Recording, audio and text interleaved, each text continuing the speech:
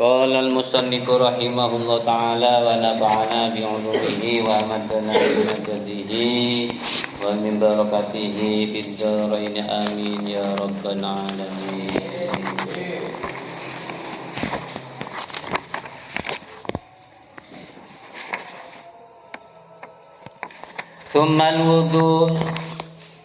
Summal wudu sunnatul lil junubi li naubihi aw in yata aw yashrabu kada tajdidul wudu in shalla faridatan aw sunnatan aw nafla wa rak'atani lil wudu'i wad du'a min ba'dihi fi ayyi waqtin waqa'a adabu istiqbalu qiblatin kama yajlisu haitsu lam yanalhu rasyuma.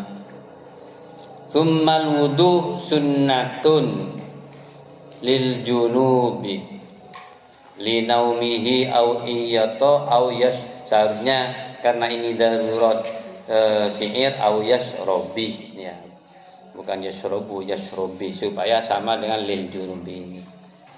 Tsummal wudu moko kari-kari utawi wudu iku sunnatun sunnah lil junubi kadui wong kang junub. Kalau kalian junub masih malam misalnya dingin jam 1 kalian mimpi junub, kemudian bangun saya mimpi junub, disunnahkan untuk berwudu ya, tidak langsung mandi ya, lebih baik langsung mandi. Tapi kalau umpama malas sedang dingin sekali maka disunnahkan untuk berwudu terlebih dahulu sebelum tidur kembali. Linaumihi kadui atau maring turuni junub. Jadi kalau mau tidur bangun malam mimpi junub, maka sebelum tidur disunahkan untuk berwudu terlebih dahulu. Linaumihi krono turuni junub. Aw iyata utawa lamun muwati itu ya jima ya, muwati sapa man, jima sapa man, setelah jima ya sama junub ya, maka setelah itu disunahkan untuk berwudu kalau tidak langsung mandi. Aw yashrabu utawa ngombe sapa man, sapa junub, atau mau minum. Makruh hukumnya ketika kita sedang junub kemudian minum ya, seakan-akan minuman itu andai kata ngomong ya, saya kok diminum saat kamu sedang najis, karena orang junub itu nggak punya wudu itu najis batin ya. Jadi disunahkan terlebih dahulu sebelum minum, ambil wudu terlebih dahulu supaya minumannya barokah.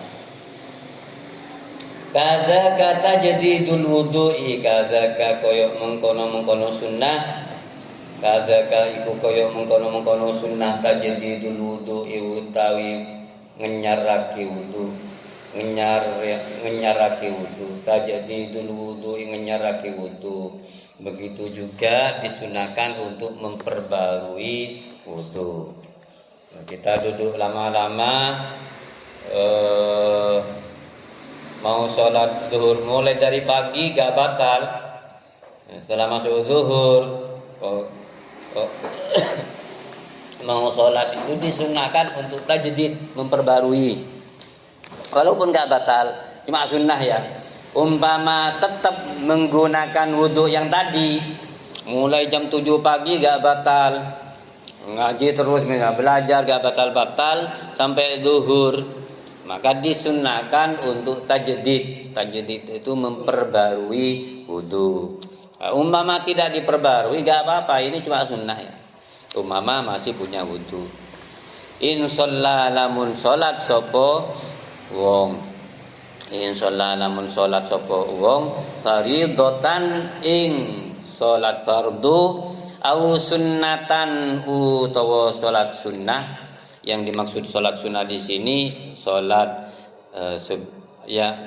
sholat sunnah yang mengiringi sholat wajib sebelum zuhur, setelah zuhur, sebelum asar, setelah maghrib, ya 2 rakaat setelah isya, misalnya sebelum isya, Itu namanya sunnah.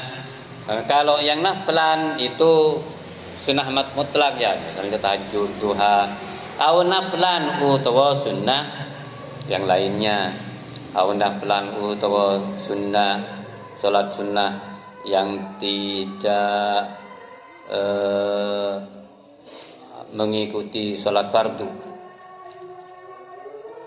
Jadi sunnah untuk tajdidul wudu, apakah itu untuk salat fardu atau salat sunnah atau untuk salat duha, salat hajat misalnya, disunahkan untuk memperbarui wudu yang sudah lama ya. Wa rakaatani lan rung rakaat, disunnahkan untuk salat 2 rakaat. Wa rakaatani lan salat rung rakaat lil wudu'i kadwi wudu. Jadi usolli rakaataini lil wudu'i atau lisyukril wudu'i, karena bersyukur sudah berwudu. Disunahkan ya, ini ini tidak dikerjakan Nabi ya. Cuma Nabi membenarkan terhadap kelakuan Bilal. Pertama kali yang sholat sunnah wudu itu Bilal. Jadi Bilal ambil wudu, setelah itu sholat 2 rakaat. Kemudian suatu saat Bilal ini kok sering wudu, setelah wudu kok sholat 2 rakaat. Ditanya oleh Nabi, kamu itu sholat apa? Saya sholat untuk mensyukuri wudu ya Rasulullah. Dibenarkan oleh Nabi. Ya, malahan malaikat di atas itu bertasbih karena kelakuan Bilal. Memuji, malaikat memuji di atas karena Bilal melakukan seperti ini. Padahal ini tidak dilakukan oleh Nabi, tapi dibenarkan oleh Nabi. Jadi tidak selamanya yang sunnah itu dikerjakan oleh Nabi. Kadang-kadang tidak dikerjakan oleh Nabi, tapi dikerjakan oleh sahabat. Dikerjakan oleh sahabat, dibenarkan oleh Nabi, atau didiamkan oleh Nabi, tidak ditegur oleh Nabi, tidak dilarang oleh Nabi. Ngalem-ngalem Nabi, memuji Nabi dengan syair, itu banyak peristiwanya ya. Ada Zuhair ketika menyalah banyak orang yang ngancam Zuhair ini, ngancam mau membunuhnya. Akhirnya datang ke masjid ketika Nabi ada di masjid dengan menggunakan, kalau sekarang masker ya, ditutupi ini, sehingga tidak dikenal bahwa itu Zuhair. Hai Muhammad, saya dengar engkau ini mencari orang yang bernamanya Zuhair. Ya betul. Apa betul Zuhair itu mau dibunuh? Ya betul. Umpama nanti Zuhair itu menghadap kamu dan bertaubat dan memohon maaf kepada kamu, apakah bisa diterima? Ya saya terima. Kalau mau masuk Islam apakah diterima? Ya diterima. Akhirnya setelah mengatakan diterima, dibukalah oleh Zuhair itu, cadarnya itu dibuka. Akhirnya memeluk Rasulullah dan menyatakan asyhadu alla ilaha illallah wa anna muhammadar rasulullah. Kemudian oleh Rasulullah dikasih hadiah burda. Burda itu selimut yang loreng itu, yang baris-baris itu namanya burda. Dikasih selendang burda itu kepada Zuhair. Selendangnya, selimutnya yang dikasih oleh Rasulullah kepada Zuhair ini masih ada sampai sekarang di Istanbul, Turki, dimuseumkan. Jadi itu bukti. Setelah selesai itu dikasih seperti itu, bukan langsung ya, masih bersenandung dulu. Zuhair itu masih baca burdah ngalem-ngalem itu, yang